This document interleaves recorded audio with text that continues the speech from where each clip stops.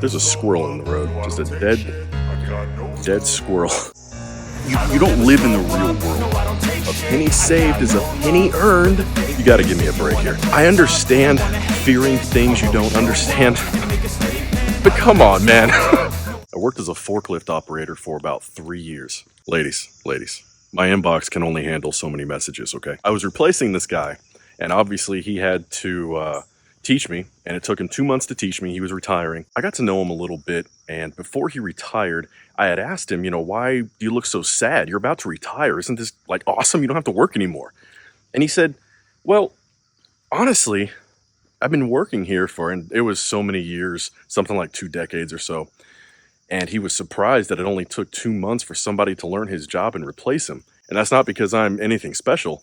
It's because you shouldn't be loyal to that company. He worked there for 20-something years and I replaced him in 2 months. Never be loyal to a company. Be loyal to your paycheck, to your family, and what you can provide for them. Because I promise you, it only takes a couple weeks, a couple months to replace you, and that's it. They don't care about you. Your family cares about you. Your family's depending on you. Not your work, not your boss. They're your manager for a reason. They're supposed to manage your absence. So make them. Always save a portion of your money. Back in the 50s and the 60s, when you actually could save just a small 5-10% of your income and then have enough to retire on comfortably after Social Security, yeah, sure. 50 years ago, 60 years ago, sure, that was great advice. But unfortunately, boomers went into their house in the 80s and refused to come out. So technology, new systems, new ways of money management scares them. Savings in and of itself is useless past a certain point. And what I mean by that is, sure, you obviously need to have some cash to fall back on. Story time. I worked with a guy who claimed he had about 6 figures saved, but he only made $40,000 a year. And I asked him, why would you want to save all that money? And he gave the classic boomer example. Well, you should always save a portion of your paycheck. But I asked him, save it for what? The takeaway from this is, yes, you do need to save a certain amount of your money. But everybody agrees that honestly, past about 6 months expenses, savings is pretty much useless. You need to be putting that money towards something, whether it's an education, whether it's funding a new business. And don't get me wrong, you're always going to need cash in order to fund certain expenditures or to just save your ass in case you come up short one month when you blow a tire. But past a certain point, your savings are just, well, they're worthless. I mean, imagine if you had $20,000 in the bank and you're just a normal working class American. Like, do you know what you could do with the 20? I know you know what you could do with that extra 20 grand in your pocket. And none of it involves savings. And that's not a bad thing. This one's one of my personal favorites. Debt is bad. I have heard this stupid ass statement come out of boomers' mouths who have bought $70,000 trucks. I can't. I don't even know what to say about this. Not all debt is bad, okay? Look, there's good debt, there's bad debt. All right, that's a whole nother topic for a whole nother video, but still, you don't need to be worried about going into debt over your house. It's secured against a house. Look, it's entirely possible that debt could be bad and that you're the type of person who always spends more than they make. But saving all of your money to pay for a car or a house in cash is absolutely ridiculous. And I actually know people who not only who have done that, but who will tell everybody else that same advice. And it's like, you don't live in the real world. I don't know what you think you're gonna buy with a whole $400 a week. You're gonna be saving up for a house.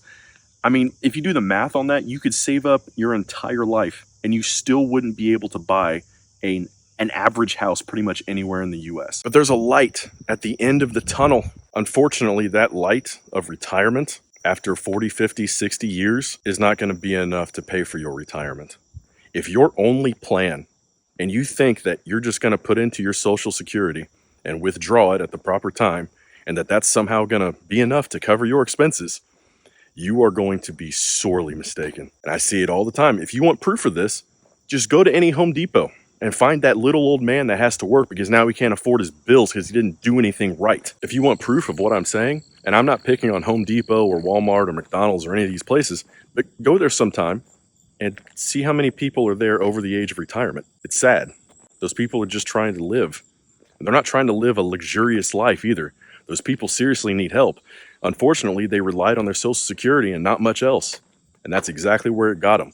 When they should be enjoying their golden years with their family, with their grandkids, what they're actually doing is having to pick up some crappy part-time job just to be able to eat. Work hard and you'll be successful. No, boomers and Gen Xers love to brag about how hard they worked when they were younger. So let them. You want to work hard for the same company for the next 20 years? You did that. How'd that work out for you? Because I just got hired on and we make the same amount. You ever think about that? Oh, I'm sorry. Do they pay you a quarter extra because you've been here 10 years? Really? Are you stupid? I can't really say what I want to because YouTube will censor the crap out of this video. But hard work is for people who are building their dreams, not for people who are building others. Okay, here's one that annoys the absolute crap out of me. Stop using checks. No. Stop using checks to pay for common items. This isn't the freaking 80s. If I see one more person, and if you're old, you kind of have an excuse because you're, old. There's a squirrel in the road, just a dead squirrel. Fantastic. Don't be using checks, okay? They're an outdated form of payment unless you're making a large payment. What you want to do is use debit cards at the very least, and really even that's not the best, but still. Debit cards is the bare minimum average, okay? It's the 2020s, about to be the mid-2020s now. You can use those. Never trust banking apps or electronics in general. You got to give me a break here. Look, I understand fearing things you don't understand. But come on, man. If this were the 80s, the 90s even, I'd understand having a general sort of standoffishness to new electronics, to a new system that could potentially affect your bank balance. I totally understand that. You don't need to be fearful of using banking apps. As a matter of fact, you should be using banking apps. There's no better way to check your balance and to make sure you actually have enough in there. And by the way, you should have enough in there with a little cushion for your savings. It does allow me to segue into the next topic, which is simply balance your checkbook. I remember being taught to balance a checkbook when I first came into the working world in the early 2000s. And even then, it was outdated. If you don't know what I'm talking about, you can probably just skip this section. But you don't need to balance your checkbook anymore, seriously. You don't need to fear banking apps. They're gonna tell you the actual balance, all right? My God, if you don't trust your bank, right? They tell you the wrong balance or anything like that, you just get another bank. There are plenty of them who want your money, who want your business, okay? Trust the banking apps. Don't bother balancing a checkbook. It's a totally wasted skill set that, yeah, may have been useful about 50 years ago, but anymore, no. I don't ever slow up, no I don't take shit. I got no love for the fakeness. If you wanna play tough and wanna hate this, I'll always show up. I don't ever slow up, no I don't take shit. I got no love